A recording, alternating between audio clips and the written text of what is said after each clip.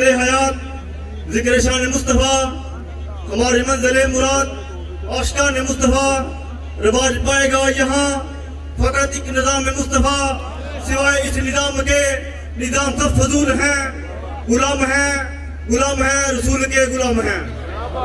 سب سے پہلے اسٹیج کی زینت میرے سر کا تاج، میرے قائدین اور تمام معزز سامعین و حاضرین، السلام علیکم۔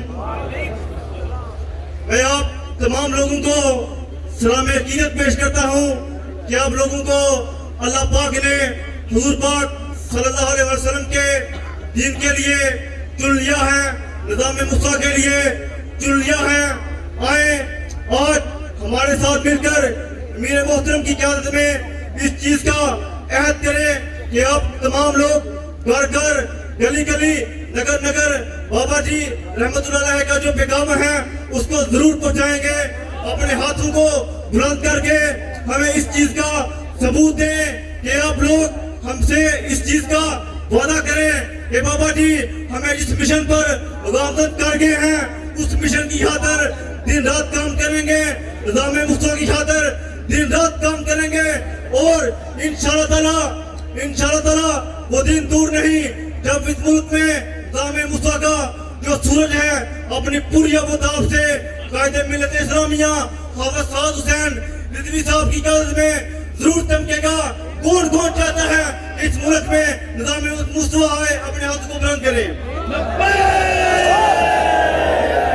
بابا جی کے شعر میں آپ لوگوں سے یہی گزارش کروں گا کہ خدا را گھر گھر تک نظام مصطفیٰ کا جو پیغام ہے اس کو ضرور پہنچائیں۔ اپنے بڑوں کو، اپنے آباء و اجداد کو گلیوں اور نالیوں اور سڑکوں کی سیاست سے باہر نکلنے کا مشورہ دیں۔ خدا را حضور کے دین کی خاطر، نظام مصطفیٰ کی خاطر ایک پلیٹ فارم پر اکٹھے ہو جائیں اور تحریک لبیک پاکستان کا حصہ بن جائیں۔ انہی لفظ سے میں اجازت چاہوں گا۔